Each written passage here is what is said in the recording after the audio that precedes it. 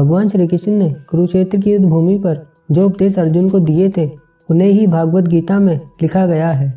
ये आत्मा को परमात्मा उसकी सृष्टि और कायदों के बारे में समझाती है, जिनका आत्मा को मनुष्य रूप में जरूर पालन करना चाहिए।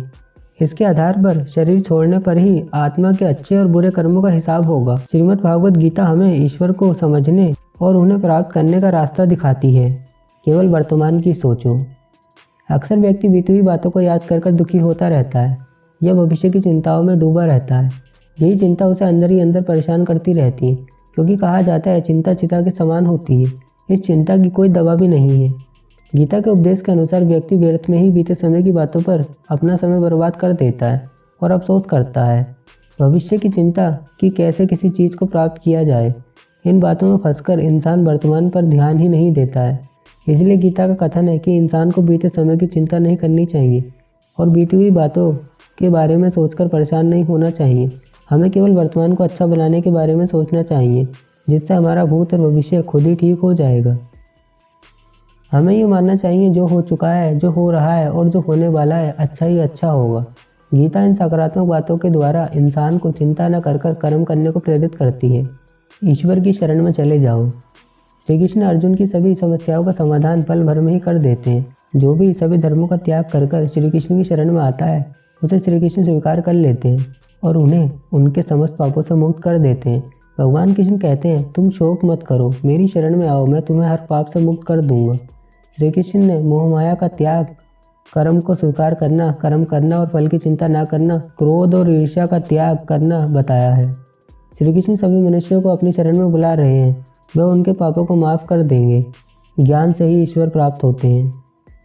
श्री कृष्ण ने परमपिता परमेश्वर को प्राप्त करने के लिए कहा है। जो इंसान ईश्वर के प्रति अटूट श्रद्धा रखते हैं, अपनी इंद्रियों पर काबू रखते हैं और मेहनत करने वाले होते हैं, वह जल्दी ज्ञान प्राप्त कर लेते हैं। फिर ज्ञान प्राप्त हो जाने पर उन्हें जल्द ही परम शक्ति की प्राप्ति होती है। उस इंसान का मन अपने कार्यों से भटकता नहीं है।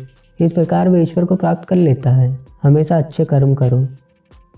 श्री कृष्ण कहते हैं कि श्रेष्ठ इंसान जैसा व्यवहार करते हैं, यानी वह जो कार्य करते हैं, दूसरे व्यक्ति भी वैसा ही व्यवहार यानी कार्य करते हैं। उत्तम व्यक्ति जो उदाहरण प्रस्तुत करते हैं, समस्त मनुष्य उसी का पालन करते हैं।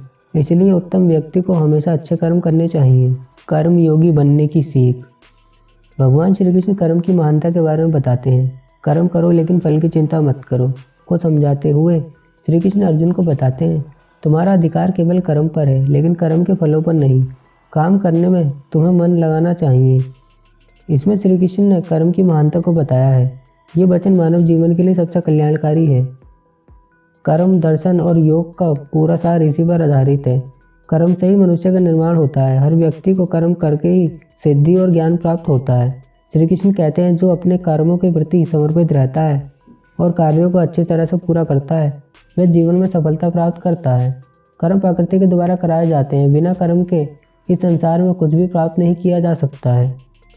अगर आपको वीडियो अच्छी लगी तो वीडियो को लाइक करें, अपने दोस्तों और फैमिली के साथ शेयर करें। ऐसी और वीडियोस के लिए हमारे चैनल अद्भुत जानकारी को सब्सक्राइब करें। धन्यवाद।